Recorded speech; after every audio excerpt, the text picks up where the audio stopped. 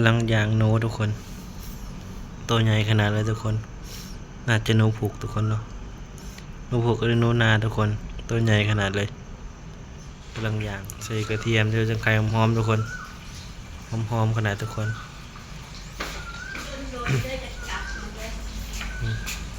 กำลังย่างทุกคนย่างเส้นหมอทุกคนมาเลยแซ่บๆคนน้ำหอมทุกคนยังมาทานสุกสับหอมมาทุกคนเดี๋ยวเบิ่งตอนต่อไปกันเลยทุกคนหอมๆนำกัน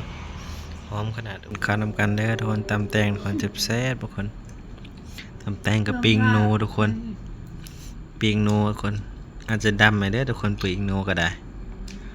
ยำบะซุกทุกคนยำบะซุกจนใหม่ทุกคน หนูกระตงใหญ่ทุกคนทางใดก็คือกันทุกคนทางใดก็ได้ยันบะซุกจนใหม่ทุกคนสภาพ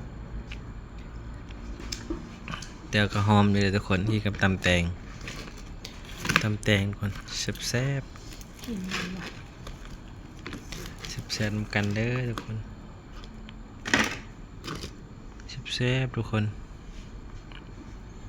แซ่บกันเบื้องต้นต่อไปกันเลยทุกคนกับสบายดีสวัสดีพบกับบรรยากาศชนะข้าวนำกันเด้อทุกคนตำแตงคนกับปิงหนูทุกคนแซ่บทุกคนซื้อมาทุกคนตัวใหญ่ขนาดเลยทุกคนหนูกันเลยหนูนาหรือหนูผูกทุกคนตัวใหญ่น้ำหนูก็อาจจะดำได้ทุกคนยามบะซุกทุกคนเนาะเลยปิงจนไฟใหม่ทุกคนนี่ก็ตำแตงเป็นนี่แหละย่างเตาถ่านดำ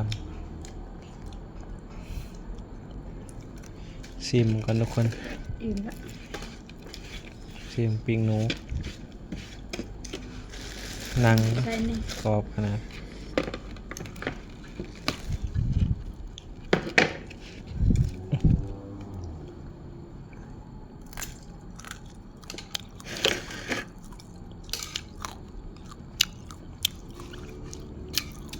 ทำใจมันแสบอยู่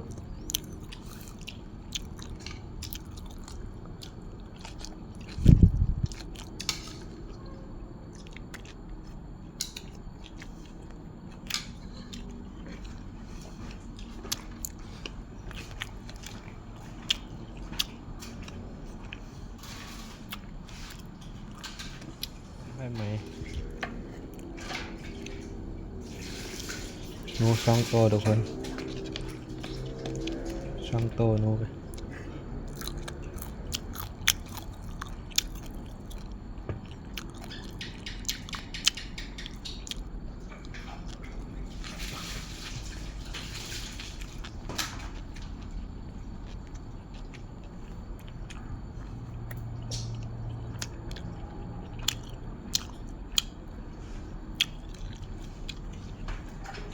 แซ่บกันทุกคน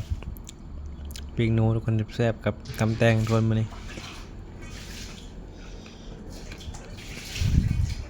ตัวนี้ตัวใหญ่หนึ่งตัวนี้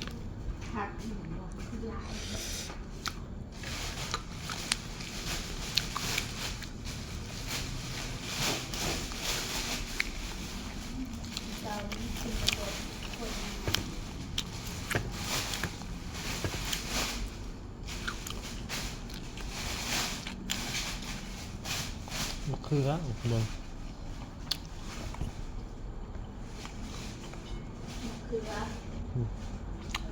นี่ใช่ได้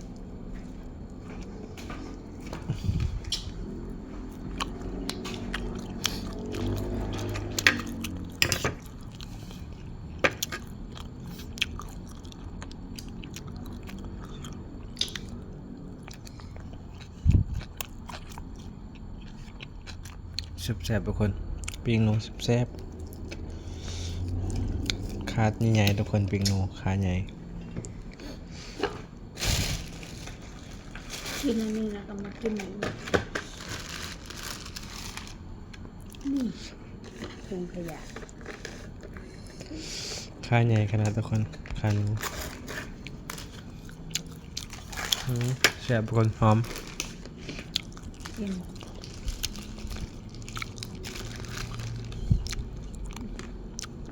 แซ่บๆทุกคนครับแนะนำกันเด้อ ฝากกดไลค์กดแชร์ครับประกาศเป็นกำลังใจคลิปต่อไปทุกคนจะแชร์ร่วมกัน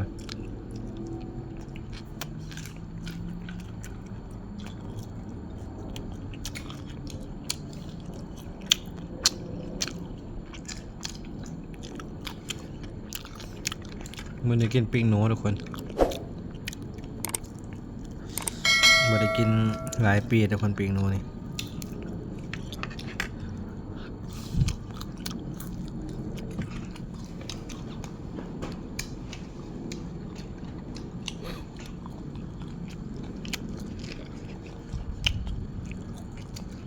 ช่องตัวทุกคน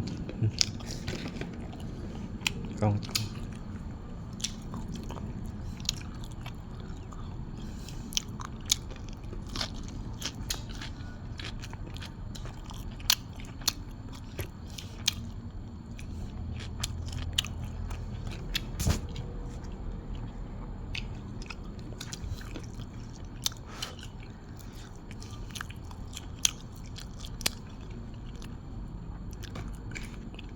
แซ่บๆกันทุกคนมันแซ่บๆกันเลยทุกคนกินปิ้งหนูกับตำแตงของแซ่บ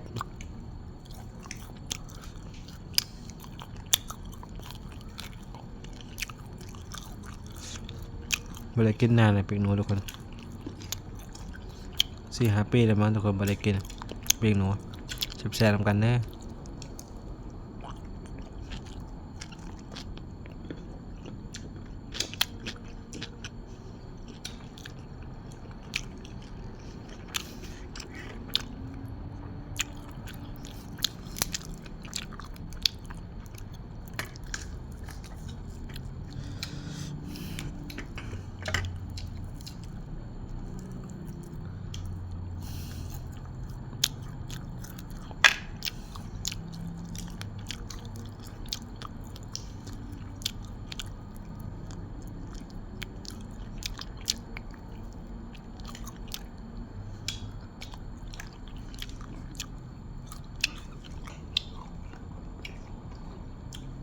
แซ่บๆทุกคนหอมๆหมูจังไข่ทุกคนมักตัวจังไข่หอมๆกระเทียมทุกคนแซ่บๆทุกคนคำใหญ่นำกันเด้อตำแตง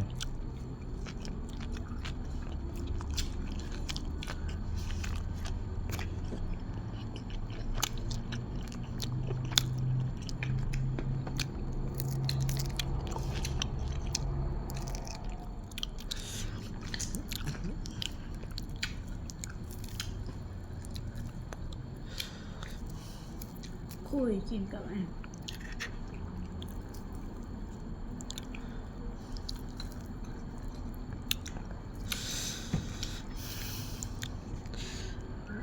ปิ้งหนูกับตำแตงแซ่บๆทุกคน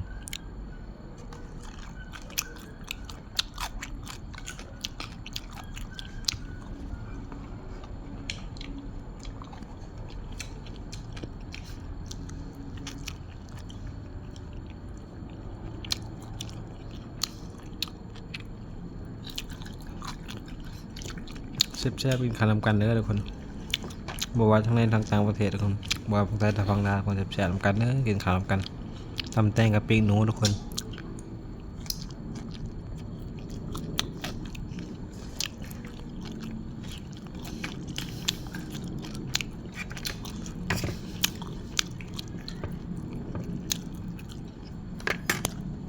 ตำลายไปได้ทุกคนตำแตงตำลายกินบ่หมดทุกคนแซ่บๆกับปิ้งหนู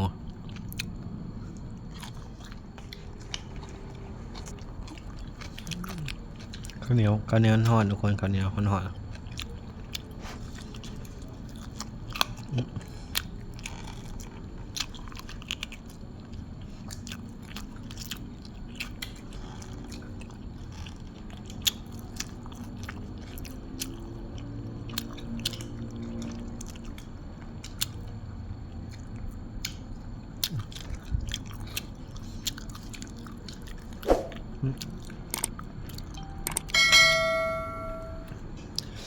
ก็ตัวลาไปก่อนนะเจอกันคลิปหน้าครับสวัสดีทุกคนบ๊ายบาย